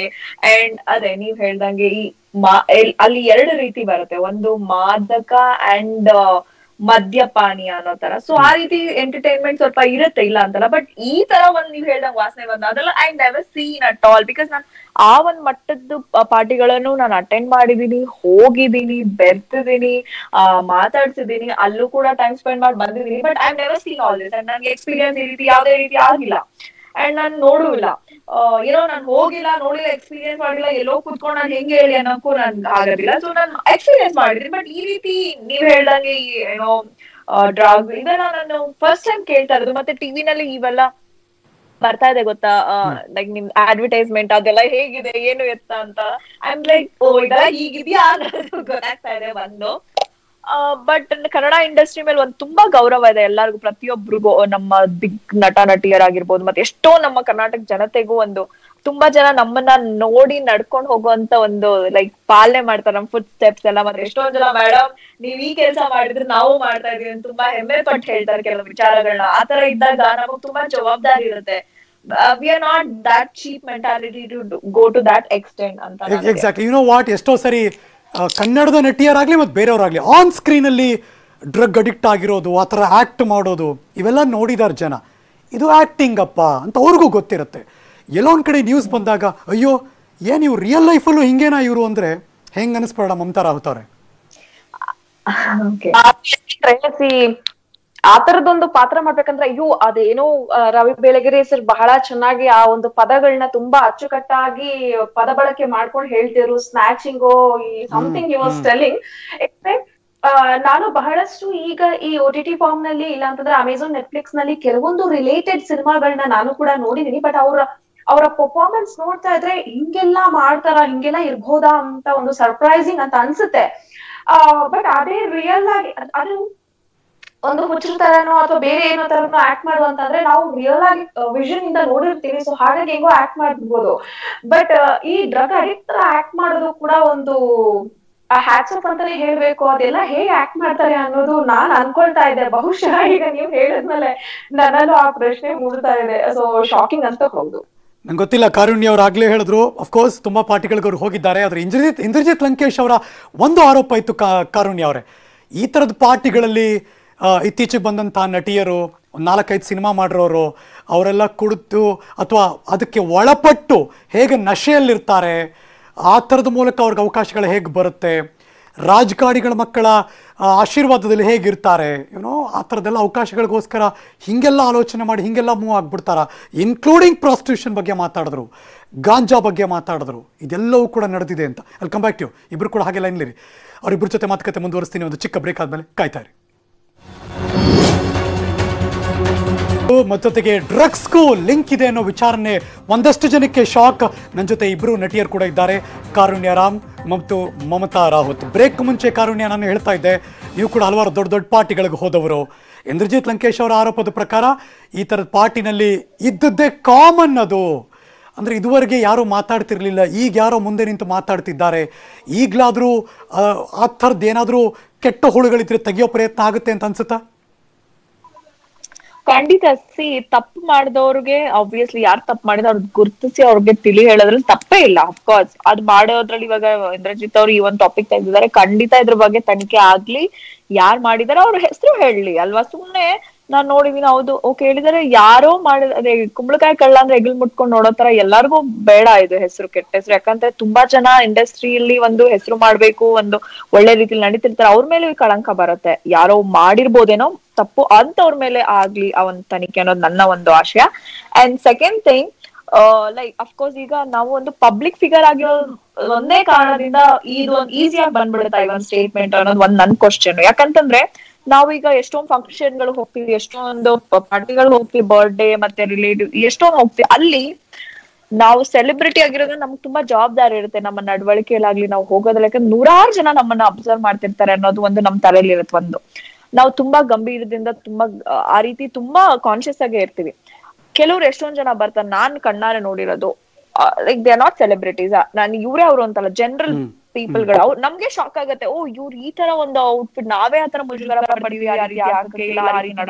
ಅಷ್ಟು ಓಪನ್ ಅಪ್ ಆಗಿರೋದಕ್ಕೆ. ಯಾರು ಅವ್ರಿಗೆ ಕಂಡಿಡಿಯೋರು ಯಾರು ಇರಲ್ಲ, ಇಲ್ಲ ಯಾರು ಅಂತ ಗುರ್ತಿಡಿಯೋರು, but they are like okay ನಾವ್ ಆರಾಮಾಗಿರ್ಬೋದು ಅಂತವ್ರು ತುಂಬಾ ಜನ ಇರ್ತಾರೆ. ಅವ್ರದ್ದು ಯಾಕೆ ಹೊರಗ್ ಬರಲ್ಲ, ಅದು ನನ್ ಕ್ವಶನ್. ಒಂದು ಆರ್ಟಿಸ್ಟ್ ಪಬ್ಲಿಕ್ ಫಿಗರ್ ಅಂದಿದ ತಕ್ಷಣ ಎಲ್ಲಾ ಆರೋಪ ಅವ್ರ ಮೇಲೆ ಬರುತ್ತಾ? ಅವ್ರೊಂದು ಪಬ್ಲಿಕ್ ಫಿಗರ್ ಆಗಿದ್ ಮಟ್ಟಕ್ಕೆ ಒಂದ್ ಎಲ್ಲೋ ಒಂದು ಮೇನ್ ಸ್ಟ್ರೀಮ್ ಅಲ್ಲಿ ಕಾಣಿಸ್ಕೊಂಡಿದ್ ಮಾಡ್ತಕ್ಕೆ ಅವ್ರ ಮೇಲೆ ಇಲ್ಲ. ತಪ್ಪು ಮಾಡಿರೋರು ಯಾರು ಕರೆಕ್ಟ್ ಆಗಿ ಹೆಸರು ಹೇಳಿ, ಅವ್ರನ್ನ ತನಿಖೆ ಮಾಡ್ಲಿ, ಅವ್ರಿಗೆ ಅದೇನ್ ಆಕ್ಷನ್ ತಗೋಬೇಕು ತಗೊಳ್ಳಿ. ಅದು ಬಿಟ್ಟು 100 ಜನ 1000 ಜನ ಇರ್ತೀವಿ, ಅವ್ರ ಮೇಲೆ ಆಪಾದನೆ ಮಾಡೋದು ತುಂಬಾ ತಪ್ಪು. ಮಮತಾ ಅವರ ಯಂಗ್ಸ್ಟರ್ಸ್ಗಳಿಗೆ ಆಗಲೇ ಕಾರುಣ್ಯ ಅವ್ರು ಹೇಳ್ತಿದ್ರು, ಭಾಳ ಆಸೆ ಆಕಾಂಕ್ಷೆಗಳಿರುತ್ತೆ, ಏನೋ ಸಾಧನೆ ಮಾಡಬೇಕು ಅಂತ ಬರ್ತೀವಿ ಅಂತ. ಬಟ್ ನಿಮ್ಮ ಅಬ್ಸರ್ವೇಷನ್ ಪ್ರಕಾರ ಆ ಥರದ ಅವಕಾಶ ಬೇಕು, ಮುಂದುವರಿಬೇಕು ಅಂತ ಹೇಳಿದ್ರೆ ಕೆಲವೊಂದು ಡ್ಯಾಶ್ ಡ್ಯಾಶ್ ಡ್ಯಾಶ್ ಆ ಥರದ ಆಯಾಮಕ್ಕೆ ಹೋಗೋದು ಅನಿವಾರ್ಯನಾ ಈಗ? ಸರ್ ಹೇಗಾಗಿದೆ ಅಂದ್ರೆ, ಈಗ ಸಿನಿಮಾ ಇಂಡಸ್ಟ್ರಿಲಿ ನಾವ್ ಏನೇ ಒಂದು ಸಾಧನೆ ಮಾಡ್ಬೇಕು, ಯಾವ್ದೇ ಒಂದು ಇಂಡಸ್ಟ್ರಿ, ಸಿನಿಮಾನೇ ಅಂತಲ್ಲ, ಯಾವ್ದೇ ಒಂದು ಪ್ರೊಫೆಷನ್ ತಗೊಂಡ್ರು ಕೂಡ ನೀವು ಸಕ್ಸೀಡ್ ಆಗ್ಬೇಕು ಅಥವಾ ನಿಮ್ಗೆ ಒಂದು ಹೆಸರು ಬರ್ಬೇಕು ಅಂತಂದ್ರೆ ಅದಕ್ಕೆ ಒಂದು ಸಮಯ ಬೇಕು, ಅದಕ್ಕೊಂದು ಟೈಮ್ ಹಿಡಿಯುತ್ತೆ. ಹಾಗೆ ಅದೆಲ್ಲದಕ್ಕಿಂತ ಹೆಚ್ಚಾಗಿ ನಮ್ಗೆ ಪೇಷನ್ಸ್ ಅನ್ನೋದು ವೆರಿ ಮಚ್ ಇಂಪಾರ್ಟೆಂಟ್ ಆಗುತ್ತೆ. ಕೆಲವ್ರಿಗೆ ಈ ಮಧ್ಯೆ ಬರುವಂತ ಆಕ್ಟರ್ಸ್ ಗಳಿಗೆ ಪೇಷನ್ಸ್ ಇರಲ್ಲ. ಫಸ್ಟ್ ಆಫ್ ಆಲ್ ಇವತ್ ಬಂದ್ಬಿಡ್ತಾರೆ, ನಾಳೆ ಸುದೀಪ್ ಅವ್ರ ಜೊತೆ ಆಕ್ಟ್ ಮಾಡ್ಬೇಕು ಅಂತಾರೆ, ದರ್ಶನ್ ಅವ್ರ ಜೊತೆ ಆಕ್ಟ್ ಮಾಡ್ಬೇಕು ಅಂತಾರೆ, ಪುನೀತ್ ಅವ್ರ ಜೊತೆ ಆಕ್ಟ್ ಮಾಡ್ಬೇಕು ಅಂತಾರೆ. ಅದು ಕಟ್ ಮಾಡಿದ್ರೆ ನೆಕ್ಸ್ಟ್ ಟಾಲಿವುಡ್ ಅಲ್ಲಿ ಇರ್ತಾರೆ, ಇಲ್ಲಾಂದ್ರೆ ಬಾಲಿವುಡ್ ಅಲ್ಲಿ. ಈ ಮೆಂಟಾಲಿಟಿ ಇಟ್ಕೊಂಡು ಬರುವಂತಹ ಜನರು ಇರ್ತಾರೆ. ಹಾಗೆ ಇನ್ನು ಕೆಲವರು ಏನಾಗ್ಬಿಡತ್ತೆ ಅಂದ್ರೆ ಸ್ಟೇಟಸ್ ನೋಡೇ ನೋಡ್ತಾರೆ. ಇವ್ರ ಏನಿದೆ, ಇವ್ರ ಹತ್ರ ಏನಿದೆ, ಇವ್ರ ಹತ್ರ ಏನಿಲ್ಲ, ಇವ್ರನ್ನ ಕ್ಯಾಸ್ಟ್ ಮಾಡ್ಬೇಕು ಅಂತಂದ್ರೆ ಒಂದ್ ಒಳ್ಳೆ ಬ್ಯಾಕ್ ಗ್ರೌಂಡ್ ಇರ್ಬೇಕು, ಇವ್ರ ಫ್ಯಾಮಿಲಿ ಬ್ಯಾಕ್ ಗ್ರೌಂಡ್ ಇರ್ಬೇಕು, ಅದಿರ್ಬೇಕು, ಈ ತರ ಬ್ಯಾಕ್ ಗ್ರೌಂಡ್ಸ್ ಎಲ್ಲ ಇರ್ಬೇಕು ಅಂತ ಹೇಳಿದಾಗ ಅಂತ ಒಂದು ಮನಸ್ಥಿತಿ ಇಟ್ಕೊಂಡಂತ ಕೆಲವು ಆಕ್ಟರ್ಸ್ ಗಳು ಏನ್ ಮಾಡ್ತಾರೆ, ಓಕೆ ಹಂಗಿದ್ರೆ ನಮ್ಮನ್ನ ತಗೊಳ್ತಾರೇನೋ, ಓಕೆ ಹಂಗ್ ಬದಲಾವಣೆ ಆಗ್ಬೇಡ ಅಂತ ಕೂಡ ಅವರೇ ಪ್ರಚೋದನೆ ಕೂಡ ಮಾಡ್ಕೋತಾರೆ. ಸೊ ಅದು ಅವ್ರವ್ರ ಇನ್ಎವಿಟಬಲ್ ಅಂತ, ಅಂದ್ರೆ ಅದಂಗಾದ್ರೇನೆ ಹಿಂಗಾಗೋದು ಅಂತ ಏನಾದ್ರು ಲಾಜಿಕ್ ಅದು ಅಂತ ಅಂತವ್ರಿಂದ ಇಂಡಸ್ಟ್ರಿ ಸ್ಪಾಯ್ಲ್ ಆಗಿದೆ ಅಂತ ಹೇಳ್ತೀನಿ ಸರ್. ಹಂಗಿದ್ರೇನೆ ಆಗುತ್ತೆ ಅನ್ನೋದು ಅದೆಲ್ಲ ತಪ್ಪು. ಯಾಕಂದ್ರೆ ಹಂಗಾಗ್ಲಿಲ್ಲ ಅಂತಂದ್ರೆ ನಮಗೊಂದ್ ಸ್ವಲ್ಪ ಸಕ್ಸಸ್, ಇವಾಗ ನಾವೇನ್ ಇನ್ನೂ ಇಂಡಸ್ಟ್ರಿನಲ್ಲಿ ಇವತ್ತಿನವರೆಗೂ ಸೈಕಲ್ ಏನ್ ಹೊಡಿತಿರ್ತೀವಿ ಹಿಂಗೆ ಇರ್ಬೇಕಾಗತ್ತೆ ಅನ್ನೋದು ಒಂದು ಅಷ್ಟೇ, ಇನ್ನೇನು ಇಲ್ಲ. That's true. I think open up ಆಗಿ ನಿಮ್ಮ ಮನಸ್ಸಿಗೆ ನಾವು ಶೇರ್ ಮಾಡ್ಕೊಂಡಿದ್ದೀರಿ. Mamata Raut, thank you so much for joining us News 18ಗೆ. ಕಾರುಣ್ಯ ದಯಮಾಡಿ ಹಾಗೆ ಲೈನ್ಲಿರಿ, ಅಲ್ಲಿ ಕಮ್ ಬ್ಯಾಕ್ ಟು ವಾಪಸ್ ಬರ್ತೀನಿ, ನಾನು ಮಾತುಕತೆ ಮುಂದುವರಿಸ್ತೀನಿ. ಮಗದೊಬ್ಬ ನಿರ್ದೇಶಕ ಕೂಡ ಜಾಯ್ನ್ ಆಗ್ತಾರೆ. ಲೆಟ್ಸ್ ಸಿ ಅವರು ನೋಡಿರುವ ಹಾಗೆ ಇಂಡಸ್ಟ್ರಿ ಹೇಗಿದೆ. ಒಂದು ಚಿಕ್ಕ ಬ್ರೇಕ್ ತೊಗೊಂಡ್ಬರ್ತೀನಿ, ಕಾಯ್ತಾ ಇರಿ. ಜೊತೆ ನಂಟಿದೆ ಎನ್ನುವ ಒಂದೇ ಒಂದು ಮಾತು ತುಂಬ ಜನರಿಗೆ ಅದು ಆಶ್ಚರ್ಯ ತಂದಿದೆ. ಅವರ ಅಬ್ಸರ್ವೇಷನ್ ಕೂಡ ನಮ್ಮ ಜೊತೆ ಶೇರ್ ಮಾಡ್ತಿದ್ದಾರೆ. ಅದರಲ್ಲೂ ನಟಿಯರು ಕೂಡ ತಮ್ಮ ಅಭಿಪ್ರಾಯನ ವ್ಯಕ್ತಪಡಿಸ್ತಾ ಇದ್ದಾರೆ. ಈ ನಡುವೆ ಬೆಂಗಳೂರಿನ ನಗರ police commissioner Kamal Pant News 18 ಜೊತೆ ಮಾತಾಡಿದ್ದಾರೆ. ಬನ್ನಿ ನೋಡೋಣ. ಬೆಂಗಳೂರಿನಲ್ಲಿ ಇತ್ತೀಚೆಗೆ NCB ಅಧಿಕಾರಿಗಳು ಒಂದು ಡ್ರಗ್ಸ್ ಜಾಲವನ್ನು ಪತ್ತೆ ಮಾಡಿರುವಂಥದ್ದು, ಮತ್ತೆ ಈ ಬಗ್ಗೆ ಬೆಂಗಳೂರು ನಗರ ಪೊಲೀಸರು ಯಾವ ರೀತಿ ಒಂದು ಕ್ರಮ ಕೈಗೊಳ್ತಾರೆ ಅನ್ನೋದ್ರ ಬಗ್ಗೆ ನಮ್ಮ ಜೊತೆ ನಗರ ಪೊಲೀಸ್ ಆಯುಕ್ತರಾದಂತಹ ಕಮಲ್ ಪಂತ್ ಅವರು ಇದ್ದಾರೆ. ಅವ್ರನ್ನ ಕೇಳಬಹುದು. ಸರ್, ಈಗ ಇತ್ತೀಚೆಗೆ NCB ಅವರು ಒಂದು ಡ್ರಗ್ಸ್ ಜಾಲವನ್ನು ಪತ್ತೆ ಮಾಡಿದ್ದಾರೆ. ಅವ್ರು ಏನಾದ್ರು ಈ ಒಂದು ಜಾಲದ ಬಗ್ಗೆ ಬೆಂಗಳೂರು ಪೊಲೀಸರ ಬಳಿ ಒಂದು ಮಾಹಿತಿ ಏನಾದ್ರು ಕೇಳಿರುವಂಥದ್ದು ಸರ್? ಈವರೆಗೆ NCB ಅವರು ನಮ್ಮ ಹತ್ರ ಯಾವುದೂ ಮಾಹಿತಿಯನ್ನು ಅವರು ಶೇರ್ ಮಾಡಿಲ್ಲ. ಅವರು ಇನ್ವೆಸ್ಟಿಗೇಟ್ ತಾವು ಮಾಡ್ತಾ ಇದ್ದಾರೆ. ಅವರು ಕೇಂದ್ರ ಸರ್ಕಾರ ಒಂದು ಸಂಸ್ಥೆ ಆಗಿ ಅವರು ತಮ್ಮ ಇನ್ವೆಸ್ಟಿಗೇಷನ್ ಮಾಡ್ತಾ ಇದ್ದಾರೆ. ನಮ್ಮ ಹತ್ರ ನಮ್ಮ ಕೇಸ್ ಇದೆ, ನಮ್ಮ ಕೇಸನ್ನು ನಾವು ಇನ್ವೆಸ್ಟಿಗೇಟ್ ಮಾಡ್ತಾ ಇದ್ದೀವಿ. ಅವರು ನಮ್ಗೆ ಏನಾದ್ರು ಸಹಾಯ ಕೇಳಿದೆ ನಮ್ಮ ಹತ್ರ ಬಂದರೆ ಖಂಡಿತ ನಾವು ಬಗ್ಗೆ ಸ್ಪಂದಿಸ್ತೀವಿ ಸರ್. ಮತ್ತೆ ಅವರು ಸ್ಯಾಂಡಲ್ನ ಕೆಲವು ನಟ ನಟಿಯರು ಮತ್ತೆ ಒಂದು ಮ್ಯೂಸಿಷಿಯನ್ಸ್ ಬಗ್ಗೆ ಒಂದು ಮೆನ್ಷನ್ ಮಾಡಿದ್ರು ಪರ್ಟಿಕ್ಯುಲರ್ ಆಗಿ. ಆ ವಿಚಾರವಾಗಿ ಬೆಂಗಳೂರಿನಲ್ಲಿ ಸಹ ಒಂದು SCCB ಇದೆ, ಮತ್ತೆ ನಾರ್ಕೋಟಿಕ್ಸ್ ವಿಂಗ್ ಇರೋದ್ರಿಂದ ಆ ಮುಖಾಂತರ ಏನು ತನಿಖೆ ಮಾಡುವಂಥದ್ದು ಮತ್ತೆ ಏನೋ ನಿಗಾ ಇಡುವಂಥದ್ದು ಸರ್? ಇಲ್ಲ, ಈಗ ಅವ್ರ ಇನ್ವೆಸ್ಟಿಗೇಷನ್ಗೆ ಬಗ್ಗೆಯಿಂದ ನೀವು ಹೇಳ್ತಾ ಇದ್ರೆ ಅಂದರೆ ಅವ್ರ ಇನ್ವೆಸ್ಟಿಗೇಷನ್ ಅವರು ನೋಡಬೇಕಾಗುತ್ತದೆ. ಸೊ ಅವ್ರ ಇನ್ವೆಸ್ಟಿಗೇಷನ್ಲಿ ನಾವು ಈಗ ಮಧ್ಯಪ್ರವೇಶ ಮಾಡೋದು ಈಗ ನಿಮಗೆ ಆಗಲ್ಲ. ಹೌದು, ನಮ್ಮ ಕೇಸ್ಗೆ ಸಂಬಂಧಪಟ್ಟ ಇದ್ರೆ ಖಂಡಿತ ನಾವು ಬಗ್ಗೆ ಕ್ರಮ ತಗೊಳ್ತೀವಿ. ಇವತ್ತು ಇಂದ್ರಜಿತ್ ಅವರು ಪೊಲೀಸರು ನಮಗೆ ಭದ್ರತೆ ಕೊಟ್ಟರೆ ನನಗೆ ಒಂದು ಕೆಲವು ಮಾಹಿತಿಗಳನ್ನು ಕೊಡ್ತೀನಿ, ಯಾರ್ಯಾರು ಡ್ರಗ್ಸ್ ಯೂಸ್ ಮಾಡ್ತಿದ್ರೆ ಅನ್ನೋದು ಒಂದು ಹೇಳಿಕೆಯನ್ನು ಕೊಟ್ಟಿರುತ್ತೆ ಸರ್. ಕಾನೂನು ಬಾಹಿರ ಚಟುವಟಿಕೆ ಬಗ್ಗೆ ಯಾರು ನಮಗೆ ಮಾಹಿತಿ ಕೊಟ್ಟರೆ ಖಂಡಿತ ನಾವು ಅದನ್ನು ಸ್ವಾಗತಿಸ್ತೀವಿ. ಅವ್ರಿಗೆ ಏನು ಭದ್ರತೆ ಬೇಕೋ ಅವ್ರಿಗೆ ನಾವು ಭದ್ರತೆ ಕೊಡಲಿಕ್ಕೆ ಬದ್ಧ ಆಗಿದ್ದೀವಿ. ಮತ್ತೆ ಕೆಲವು ರಾಜಕಾರಣಿಗಳು ಮತ್ತೆ ದೊಡ್ಡ ದೊಡ್ಡ ಗಣ್ಯ ವ್ಯಕ್ತಿಗಳ ಮಕ್ಕಳು ಇದರಲ್ಲಿ ಇನ್ವಾಲ್ವ್ಮೆಂಟ್ ಆಗಿದ್ದಾರೆ ಅಂತ ಒಂದು ಆರೋಪವನ್ನು ಸಹ ಅವ್ರು ಮಾಡಿದ್ದಾರೆ. ಇಲ್ಲ, ಅದು ನಂಗೆ ನೋಡಿ, ನಾವು ಸ್ಟೇಟ್ಮೆಂಟ್ ನೋಡಬೇಕಾಗುತ್ತದೆ. ಮತ್ತೆ ಅವರಿಗೆ ಅವರು ಈ ಥರ ಮಾಹಿತಿ ನಮಗೆ ಅದೇ ಹೇಳ್ತಾ ಇದ್ದೀನಿ, ಯಾರು ಇಲ್ಲಿ ಹೇಗೂ ಇರಲಿ ಯಾರ ಬಗ್ಗೆ ಮಾಹಿತಿ ಕೊಟ್ಟರೆ ನಾವು ಕಾನೂನು ರೀತಿಯಿಂದ ಆ ಬಗ್ಗೆ ಕ್ರಮ ತಗೊಳ್ಳೋಕೆ ವಿಶ್ಲೇಷಣೆ ಮಾಡಲಿಕ್ಕೆ ಬದ್ಧ ಆಗಿದ್ದೀವಿ. ಅವ್ರಿಗೆ ಏನಾದ್ರು ನೋಟಿಸ್ ಕೊಡುವಂಥದ್ದು ಅಥವಾ ಅವ್ರ ಮೇಲೆ ಏನಾದ್ರು ವಿಚಾರಣೆ ಮಾಡುವಂಥದ್ದು ಏನಾದ್ರು ಸರ್? ಅದು ಪ್ರಕ್ರಿಯೆ ಇದೆ, ಕಾನೂನಲ್ಲಿ ಏನು ಪ್ರಕ್ರಿಯೆ ಇದೆ, ಯಾವ ಥರ ಆಗಬೇಕು ಹೇಗೆ ಅದಕ್ಕೆ ಬೇರೆ ಬೇರೆ ರೂಪದಲ್ಲಿ ವಿಧಾಯಿ ಇದೆ. ಆ ವಿಧಾಯಿ ಪ್ರಕಾರ ನಾವು ಮಾಡೋದು ಏನಾಗುತ್ತದೆ ಆ ಪರಿಸ್ಥಿತಿ ನೋಡಿಕೊಂಡು ಕ್ರಮ ಹೇಗಾಗಬೇಕು ಅದೊಂದು ನಿರ್ಧಾರ ನಮ್ಮ ಅಧಿಕಾರಿಯವರು ತಗೊಳ್ತಾರೆ. ಇದು ನಗರ ಪೊಲೀಸ್ ಆಯುಕ್ತರಂತ ಕಮಲ್ ಪಂತ್ ಅವರು ಹೇಳ್ತಿರೋದು. ಏನು ನಮ್ಮ ಪೊಲೀಸರು ಯಾವ ರೀತಿ ಒಂದು ಪ್ರಕ್ರಿಯೆ ಮಾಡಬೇಕು ಅದನ್ನ ಕಾನೂನು ರೀತಿ ಮಾಡ್ತಾರೆ. ಮತ್ತೆ ಈಗಾಗಲೇ NCB ಅವರು ಸಹ ಒಂದು ರೈಡ್ ಮಾಡಿದ್ದಾರೆ. ಬಟ್ ಆ ವಿಚಾರವಾಗಿ ನಮ್ಮಿಂದ ಯಾವುದೇ ಮಾಹಿತಿಯನ್ನು ಪಡ್ಕೊಂಡಿಲ್ಲ. ಒಂದು ವೇಳೆ ಕೇಳಿದ್ರೆ ನಾವು ಕೊಡಲು ಸಿದ್ಧ ಅಂತ ಹೇಳ್ತಿರೋದು. ಕ್ಯಾಮರಾ ಪರ್ಸನ್ ಶಿವಕುಮಾರ್ ಜೊತೆ ಮುನಿರಾಜು, ನ್ಯೂಸ್ 18 ಕನ್ನಡ, ಬೆಂಗಳೂರು. ನಮ್ಮ ಜೊತೆ ಲೈವ್ ನಲ್ಲಿ ಅಫ್ಕೋರ್ಸ್ ಕಾರುಣ್ಯರಾಮ್ ಇದ್ದಾರೆ. ಇನ್ನೊಂದು ಕಡೆ ನಿರ್ದೇಶಕ ಟೇಶಿ ವೆಂಕಟೇಶ್ ಅವರು ಕೂಡ ಲೈವ್ ಜಾಯಿನ್ ಆಗಿದ್ದಾರೆ. ಮೀನ್ವೈಲ್ ವೆಂಕಟೇಶ್ ಅವರೇ, ನಮಸ್ಕಾರ, ಸ್ವಾಗತ ನಿಮಗೆ. ನಮಸ್ತೆ ಸರ್. ನಮಸ್ತೆ. ನಮಸ್ಕಾರ. ನಮ್ಮ ಜೊತೆ ದೂರವಾಣಿ ಸಂಪರ್ಕದಲ್ಲಿ ಬಿಗ್ ಸ್ಕ್ರೀನ್ ಅಂದ್ರೆ ಸ್ಯಾಂಡಲ್ವುಡ್ನ ನಟಿ, ಸ್ಮಾಲ್ ಸ್ಕ್ರೀನಲ್ಲೂ ನಟಿ, ರಿಯಾಲಿಟಿ ಶೋಗಳಲ್ಲೂ ಕಾಣಿಸ್ಕೊಂಡಿರುವಂತಹ ನಟಿ ಕಾವ್ಯ ಶಾಸ್ತ್ರಿ ಕೂಡ ದೂರವಾಣಿ ಸಂಪರ್ಕದಲ್ಲಿ. ಕಾವ್ಯ, ನಮಸ್ಕಾರ. ನಮಸ್ಕಾರ. Okay Kavya, I come back to you. ಟೇಶಿ ವೆಂಕಟೇಶ್ ಮಾತಾಡಿಸ್ಬಿಡ್ತೀನಿ ನಾನು. ಏನ್ ಟೇಶಿ ವೆಂಕಟೇಶ್ ಅವರೇ, ಬಾಂಬ್ ಬಿತ್ತು ಒಂದು? ಏನಾಗಿದೆ ಸರ್, ಇದು ಈ ಕೊರೋನಾ ಕಾಲದಲ್ಲಿ ನಾವು ಬದುಕೋದಕ್ಕೆ ಕಷ್ಟ ಆಗಿದೆ ಸಿನಿಮಾ ಮಂದಿ. ಅಂತದ್ರಲ್ಲಿ ಇದು ಈ ಒಂದು ಕಳಂಕ ಇದೆಯಲ್ಲ, ಇದು ದೊಡ್ಡ ಮಟ್ಟಕ್ಕೆ ನಮಗೆ ಒಂದು ಡ್ಯಾಮೇಜ್ ಅನ್ನ ಮಾಡುವಂತ ವಿಚಾರ. ಯಾಕೆಂತಂದ್ರೆ ಸುಮಾರು 50,000 ಕುಟುಂಬಗಳು ನಮ್ಮ ಇಂಡಸ್ಟ್ರಿಯಲ್ಲಿ ಬದುಕ್ತಾ ಇದ್ದಾರೆ. ಇವತ್ತು ಏನಾಗಿದೆ ಅಂತ ಹೇಳಿದ್ರೆ, ಅಲ್ಲ ವೆಂಕಟೇಶ್, ಇದು ಈ ಆರೋಪ ಇರೋದು ಇಂಡಸ್ಟ್ರಿಲಿರೋ ದೊಡ್ಡ ದೊಡ್ಡ ಜನರಿಗೆ ಅಂತ. ಅದೇ ಉಳ್ಳವರು ಶಿವಾಲಯ ಕಟ್ಟುವರೆ ಅಂತಾರೆ. ನಮ್ಗೆ ಊಟ ಮಾಡಕ್ಕೆ ಕಷ್ಟ ಆಗಿದೆ, ಸಿಗರೇಟ್ ಸೇದ ಕಷ್ಟ ಆಗಿದೆ, ಇನ್ನ ಗಾಂಜಾ ಸೇದೋದಕ್ಕೆ, ಅಫೀಮ್ ಸೇದೋದಕ್ಕೆ, ಮತ್ತೊಂದು ಸೇದೋದಕ್ಕೆ ನಮ್ಗೆ ಹೆಚ್ಚಾದ ಅವಕಾಶ ಇದೆ.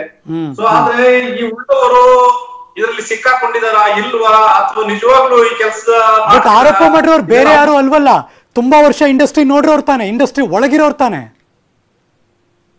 ಅದೇ ಅದೇ ಸರ್, ಅದಕ್ಕೆ ಈಗ ನಮ್ದೇನಾಗಿದೆ ಅಂತಂದ್ರೆ ನೇರವಾಗಿ ನಾವು ಪ್ರತ್ಯಕ್ಷವಾಗಿ ನಾವು ಯಾವ್ದನ್ನು ನೋಡಿಲ್ಲ ಆಗಿರೋದ್ರಿಂದ ನಾವು ನೇರವಾಗಿ ಏನು ಸ್ಪಷ್ಟವಾಗಿ ಹೇಳೋದಕ್ಕೆ ಆಗೋದಿಲ್ಲ. ಒಂದ್ ಸೆಕೆಂಡ್ ಜಸ್ಟ್ ಹಾಗೆ ಇರಿ ಸರ್. ನನ್ನ ಜೊತೆ ದೂರವಾಣಿ ಸಂಪರ್ಕದಲ್ಲಿ ನಟಿ ಕಾವ್ಯ ಶಾಸ್ತ್ರಿ. ಕಾವ್ಯ, ನನ್ನ ಧ್ವನಿ ಕೇಳಿಸ್ತಾ ಇದೆಯಾ? ಕೇಳಿಸ್ತಿದೆ. ಎಲ್ಲಾ ಆಂಗಲ್ ಅಲ್ಲೂ ಓಡಾಡ್ರವ್ರು ನೀವು, ಪಾರ್ಟಿಯಿಂದ ಹಿಡಿದು ಪ್ರೋಗ್ರಾಮ್ಸ್ ಇಂದ ಹಿಡಿದು ಶೂಟಿಂಗ್ ಇಂದ ಹಿಡಿದು ಅಥವಾ ಆಫ್ ಸ್ಕ್ರೀನ್ ಇಂದ ಹಿಡಿದು ಎಲ್ಲ ಬಲ್ಲವರು ನೀವು ಕೂಡ. ಎಲ್ಲಾರು ಯಾವ್ದಾರು ಒಂದ್ಸರಿ ಬಲ್ಲವಳು ಆದ್ರೆ ಪಾರ್ಟಿಗೆ ಹೋದವಳಲ್ಲ. ಓಕೆ, ವಿಷಯ ಗೊತ್ತಾಗ್ತಿರುತ್ತಲ್ಲ.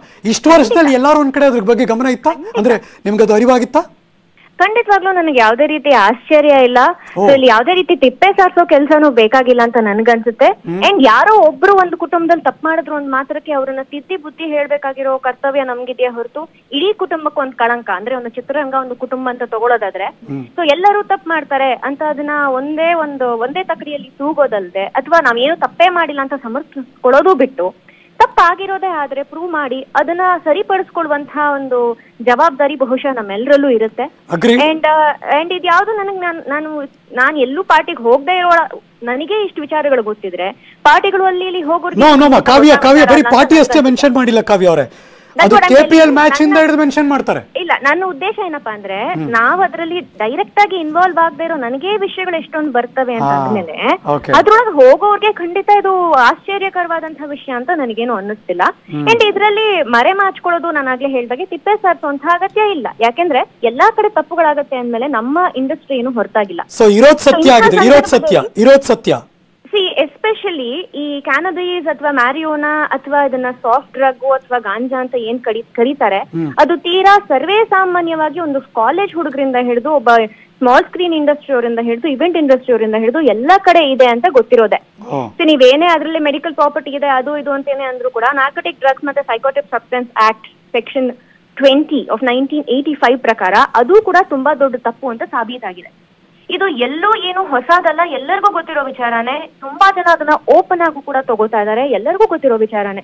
ಸೊ ಇಲ್ಲಿ ಆಶ್ಚರ್ಯ ಪಡುವಂಥದ್ದು ಅಥವಾ ನಾವು ಮಾಡೇ ಇಲ್ಲ ಅನ್ನೋದು ಬಿಟ್ಬಿಟ್ಟು ಅಟ್ಲೀಸ್ಟ್ ಇವಾಗಾದ್ರೂ ಮುಂದೆ ಬಂದು ಸಮಾಜದ ಸ್ವಾಸ್ಥ್ಯಕ್ಕೆ ಅದು ಕಾಪಾಡ್ಕೊಳ್ಳೋಕೆ ನಾವೆಲ್ಲರೂ ಕೈ ಜೋಡಿಸ್ಬೇಕಾಗಿರೋದು ನಮ್ಮೆಲ್ಲರ ಆದ್ಯ ಕರ್ತವ್ಯ.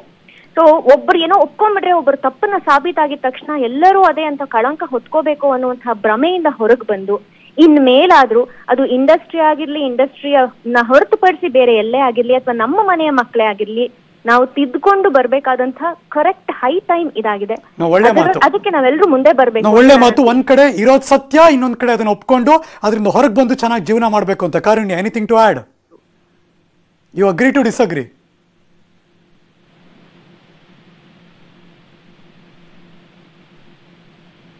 ಇಲ್ಲ, ನಂಗೆ ಮತ್ತೆ ನಂಗೆ ನಿಮ್ ಧ್ವನಿ ಕೇಳಿಸ್ತಿಲ್ಲ ಕಾರುಣ್ಯ ಅವರೇ. Can you hear me? ಇಲ್ಲ, ಮ್ಯೂಟ್ ಆಗಿದೆಯಾ ಗೊತ್ತಿಲ್ಲ, ನೀವು ಮಾತಾಡ್ತಿದ್ದೀರಿ. I can't hear you. ನನ್ನ ಮಾಧ್ಯಮ ಕೇಳಿಸ್ತಾ ಇದೆ, ಕನೆಕ್ಷನ್ ಸರಿ ಇದೆ ಆಗಿದ್ರೆ. Okay, I just call you back.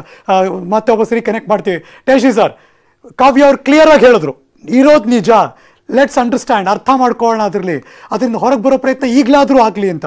ಅಗ್ರಿನಾ? ಸತ್ಯ ಆಗ್ಬೇಕಾಗಿದೆ. ಯಾಕೆ ಅಂತ ಹೇಳಿದ್ರೆ ಈಗ ಏನಾಗಿದೆ ಸರ್, ಯುವ ಪೀಳಿಗೆಗಳು ಬರ್ತಾನೆ ಇವೆ. ಅವರಿಗೆ ಒಂದು ಯಶಸ್ಸು ಅಥವಾ ಒಂದು ಹಣದ ಒಂದು ಇದು ಗೊತ್ತಾಗಿದ ತಕ್ಷಣ ಅವರನ್ನ ದಾರಿ ತಪ್ಪಿಸುವಂತ ಒಂದು ಸಮೂಹನೇ ಕಾಯ್ತಿರುತ್ತೆ. ಯಾಕೆ ಅಂತ ಹೇಳಿದ್ರೆ ನಮ್ಮ ಎಲ್ಲಾ ಹೆಣ್ಮಕ್ಳು ಅಥವಾ ನಮ್ಮ ಗಂಡು ಮಕ್ಕಳು ನೀವು ಸ್ಯಾಂಡಲ್ವುಡ್ ಹತ್ರದಲ್ಲಿರೋರು, ಪ್ರತಿನಿತ್ಯ ಆಗು ಹೋಗುಗಳ ಬಗ್ಗೆ ಗಮನ ಇಟ್ಟಿರೋರು, ಹೆಂಗೆ ಅದಕ್ಕೆ ಅಟ್ರಾಕ್ಟ್ ಆಗ್ತಾರೆ ಸ್ಯಾಂಡಲ್ವುಡ್ ಅಲ್ಲಿ ಇರೋರು? ಎಲ್ಲಿ ನಡೆಯುತ್ತಿದ್ದು ಸರ್? ನಮ್ಗೆ ಸಹಜವಾಗಿ ನಮ್ಮ ದೌರ್ಭಾಗ್ಯ ಏನು ಅಂತ ಹೇಳಿದ್ರೆ ನಮ್ಮ ಕನ್ನಡ ಮಾಧ್ಯಮದಲ್ಲಿ ನಮ್ಮ ಸಿನಿಮಾಗಳ ಮುಖಾಂತರ ನಾವು ಈ ತರದ ಒಂದು ಕೆಲಸಗಳನ್ನ ಮಾಡಬಾರದು ಮಕ್ಕಳು ಅಂತ ಹೇಳಿ ಸಂದೇಶವನ್ನ ಸಾರುವಂತ ನಮ್ಮ ಒಂದು ಮಾಧ್ಯಮ. ಆದ್ರೆ ಈ ಮಾಧ್ಯಮಕ್ಕೆ ಈ ಕಳಂಕ ಬರುತ್ತೆ, ಆಗಾಗ ಬರ್ತಿದೆ. ಇದೇನು ಪ್ರಥಮ ಅಲ್ಲ, ಇದು ಆಗಾಗ ಬರ್ತಿದೆ. ಆದ್ರೆ ಇಲ್ಲಿರ್ತಕ್ಕಂಥ ಗಣ್ಯರು ಮತ್ತು ಹಿರಿಯರುಗಳು ಇದ್ರ ಬಗ್ಗೆ ಒಂದು ಏನ್ ಹೇಳ್ತಾರೆ, ಗಂಟೆ ಕಟ್ಟಿ ಎಲ್ಲರೂ ಒಂದು ಕನ್ಸಿಡರ್ ಮಾಡಿ ಎಲ್ಲ ಒಂದ್ ಕಡೆ ಸೇರ್ಕೊಂಡು ಒಂದು ಕೌನ್ಸಿಲಿಂಗ್ ಶುರುವಾಗಬೇಕು ನಮ್ಮ ಜನರೇಷನ್ಗೆ, ಹೊಸ ಜನರೇಷನ್ಗೆ. ಏನಾಗಿದೆ, ಇವತ್ತು ಎಲ್ಲವೂ ಸೋಷಿಯಲ್ ಮೀಡಿಯಾದಲ್ಲಿ ಎಲ್ಲವನ್ನೂ ನೋಡ್ತಾ ಇರೋದ್ರಿಂದ ಅಥವಾ ಒಂದು ವ್ಯಾಮೋಹಕ್ಕೆ ಒಳಗಾಗ್ತಿರೋದ್ರಿಂದ ನಮ್ಮ ಯುವ ಪೀಳಿಗೆಗೆ ಮಾರ್ಗದರ್ಶನ ನೀಡುವಂತ ಒಂದು ವ್ಯವಸ್ಥೆ ಇಲ್ದಂಗಾಗಿದೆ. ಕಾವ್ಯ, ಈ ನಟಿಗಿಂತ ನಾನು ಮೇಲೆ ಬರಬೇಕು ಅಥವಾ ನಂಗೆ ಅವಕಾಶಗಳಿಲ್ಲ, ನಾನೇನೋ ಮಾಡ್ಬೇಕು ಅನ್ನುವ ರೇಸ್ ಅಲ್ಲಿ ಗೊತ್ತಿದೆ ತಪ್ಪಾಗ್ತಿದ್ಯಾ ಕಾವ್ಯ? ನನಗೇನ್ ಅನ್ಸುತ್ತೆ ಅಂದ್ರೆ ಇಲ್ಲಿ ಯಾವ್ದೋ ರೇಸ್ಗಿಂತ ಒಂದು ಉನ್ಮಾದ ಅಂತ ಹೇಳ್ಬೋದು. ಇದು ಸೋಷಲೈಸ್ ಆಗಕ್ಕೆ ಒಂದು ವೇದಿಕೆ ಆಗೋಗ್ಬಿಡಿದೆ. ಪಾರ್ಟಿ ಅನ್ನುವಂಥದ್ದು ಅಥವಾ ಕುಡ್ತಾ ಅನ್ನುವಂಥದ್ದು ಅದನ್ನ ಇನ್ನೊಂದು ಮಟ್ಟಕ್ಕೆ ತಗೊಂಡ್ ಹೋಗಿ ಆ ಒಂದು ಎಕ್ಸೆಸಿಯಲ್ಲಿ ತೇಲಾಡಿದ್ರೆ ಏನಾಗೋಗುತ್ತೆ. ನಾನು ಎಲ್ಲಾ ಫ್ರೆಂಡ್ಸ್ ಅದನ್ನ ನೋಡ್ತಾರೆ, ಅದನ್ನ ಹೇಳ್ತಾರೆ. ಅದನ್ನ ಮಾಡೋದ್ರಿಂದ ಏನ್ ತಪ್ಪು, ಏನಾಗೋಗುತ್ತೆ ಅನ್ನುವಂತ ಒಂದು ಭ್ರಮೆಯಲ್ಲಿ ಬಹಳ ಜನ ಬದುಕ್ತಾ ಇದ್ದಾರೆ. ಸೊ ಇದೊಂಥರ ಹೇಗಾಗೋಗಿದೆ ಅಂದ್ರೆ ಬೆತ್ತಲೆ ಪ್ರಪಂಚದಲ್ಲಿ ಬಟ್ಟೆ ಹಾಕೊಂಡವನ್ನೇ ತಪ್ಪು ಅನ್ನೋ ತರ ಆಗೋಗಿದೆ ಅಂತ ಅನಿಸ್ತಾ ಇದೆ ಬರ್ತಾ ಬರ್ತಾ. ಸೊ ಈಗ ನಾನು ಕುಡ್ದಿಲ್ಲ ಅಥವಾ ಈಗ ನಾನು ಹೋಗಿಲ್ಲ, ಈಗ ಪಾರ್ಟಿಗಳಿಗೆ ಹೋಗಿಲ್ಲ, ಅಥವಾ ಈಗ ನಾನು ಈ ರೀತಿ ಅಂತ ಡ್ರಗ್ಸ್ ತಗೊಂಡಿಲ್ಲ ಅಥವಾ ಗಾಂಜಾ ಹೊಡೆದಿಲ್ಲ ಅಂತ ಏನ್ ಎಂಜಾಯ್ ಮಾಡ್ತೀಯ ಲೈಫ್ ಅಲ್ಲಿ, ಏನಾಗೋಗುತ್ತೆ ಅನ್ನುವಂತ ಒಂದು ಭ್ರಮೆ ಬಂದ್ಬಿಡತ್ತೆ. ಸೊ ಸೋಷಲೈಸ್ ಆಗೋದು ಅನ್ನುವಂಥದ್ದು ಒಂದು ಆ ಮೂಲಕ ಅವಕಾಶ ಸಿಗುತ್ತಾ? ಬಿಕಾಸ್ ಇಂದ್ರಜಿತ್ ಲಂಕೇಶ್ ಆರೋಪ ಮಾಡಿದ್ರು. ನನಗೇನ್ ಅನ್ಸುತ್ತೆ ಅಂದ್ರೆ ಐ ಫೀಲ್ ನೀವು ಸೋಷಲೈಸ್ ಆದಷ್ಟು ನಿಮ್ ಸರ್ಕಲ್ ಬೆಳೀತಾ ಹೋಗುತ್ತೆ ಅನ್ನುವಂತ ಒಂದು ಭ್ರಮೆಯಲ್ಲಿ ಇರ್ತಾರೆ ಅನ್ಸುತ್ತೆ. ಆದ್ರೆ ಎಷ್ಟರ ಮಟ್ಟಿಗೆ ನೆಲೆ ಊರ್ಬೋದು ಅನ್ನುವಂತಹ ಪ್ರಶ್ನೆ ಏನಿದೆ ಅದು ಖಂಡಿತ ಉತ್ತರ ಈ ಪಾರ್ಟಿಗಳು ಕೊಡ್ಲಾರ್ದು. ಏನೋ ಸಮಗ್ರವಾಗಿ ಅದನ್ನ ಯೋಚನೆ ಮಾಡಿ ಖಂಡಿತ ಎಂಡ್ ಆಫ್ ದ ಡೇ ನಮ್ಮಲ್ಲಿ ಏನಾದ್ರೂ ಸತ್ವ ಇದ್ರೆ ಅಷ್ಟೇ ನಾವು ಉಳ್ಕೋತೀವಿ. ಜೊಳ್ಳಿ ಇದ್ರೆ ಅದು ಗಾಳಿ ಬಂದಾಗ ಹಾರ್ಕೊಂಡು ಹೋಗ್ತೀವಿ. Very true Kavya. Thank you so much for joining us. Thank you ಟೇಶಿ ವೆಂಕಟೇಶ್ವರ ನ್ಯೂಸ್ 18 ಜೊತೆ ಜಾಯಿನ್ ಆಗಿದ್ದಕ್ಕೆ. ಒಂದು ಸಮಗ್ರವಾಗಿ ಇವಾಗ್ಲಾದ್ರೂ ಎಲ್ಲರೂ ಎಚ್ಚೆತ್ಕೊಂಡು ಆ ನಿಟ್ಟಿನಲ್ಲಿ ಒಂದಷ್ಟು ಬೆಳವಣಿಗೆಗಳು ಕಂಡ್ರೆ ಇವಾಗ ಇದಕ್ಕೊಂದು ಬ್ರೇಕ್ ಹಾಕುವಂಥ ಪ್ರಯತ್ನ ಮುಂಬರುವ ದಿವಸದಲ್ಲಾದರೂ ಆಗಲಿ. ಮತ್ತಿತ್ತದು ಯಾವುದೋ ಒಂದು ಇನ್ಸಿಡೆಂಟ್ ಆಯಿತು, ಸ್ಪಾರ್ಕ್ ಬಂತು, ಮಾತಾಡ್ತೀವಿ, ಮತ್ತು ಆಮೇಲೆ ಮರ್ತು ಬಿಡ್ತೀವಿ, ಮತ್ತು ಇನ್ಯಾವತ್ತೋ ಬರೋದಕ್ಕೆ ಕಾಯ್ತೀವಿ ಅನ್ನೋದಷ್ಟೇ ಅಲ್ಲದೆ, ಈಗಾಗಲೇ ಹೇಳಿದ್ರಲ್ಲ ಬಸವರಾಜ ಬೊಮ್ಮಾಯಿ ಅವರು, ಹೋಮ್ ಮಿನಿಸ್ಟ್ರು, ಬುಡ ಸಮೇತ ಕೇಳೋಕ್ಕೆ ಟ್ರೈ ಮಾಡ್ತಿದ್ದೀವಿ ಅಂತ, ಅದನ್ನು ಕಿತ್ತು ಮತ್ತು ಯಾವಾಗಲೂ ಈ ಕಡೆ ಬರಬಾರ್ದು, ತಿರುಗಿ ನೋಡಬಾರ್ದು ಅಂಥವ್ರು ಯಾರು ಅನ್ನುವಷ್ಟರ ಮಟ್ಟಿಗೆ ಏನಾದರೂ ಈ ಸಾರಿ ಮಾಡಿದ್ರೆ ಮುಂಬರುವ ದಿವಸದಲ್ಲಿ ಒಂದಷ್ಟು ಹೆಲ್ದಿ ಆ್ಯಕ್ಟಿವಿಟೀಸ್ ಇಂಡಸ್ಟ್ರಿಯಲ್ಲಿ ಶುರುವಾಗುತ್ತೆ, ನಮ್ಮ ಸಮಾಜದಲ್ಲೂ ಶುರುವಾಗುತ್ತೆ. ಇಲ್ಲಿಗೆ ಸ್ಪೆಷಲ್ ಶೋ ಮುಗಿಸಿ ನಾನು ಹೋಗಿ ಬರ್ತೀನಿ. ಮತ್ತೆ ಸಿಗ್ತೀನಿ ಮುಂದಿನ ನ್ಯೂಸ್ಗಳಲ್ಲಿ. ಅದರ ಪಕ್ಕಾ ಸುದ್ದಿಗೆ ನೋಡ್ತಾ ಇರಿ ನ್ಯೂಸ್ 18 ಕನ್ನಡ. ಜಾಲ ನಮ್ಮದು, ಬಲ ನಿಮ್ಮದು.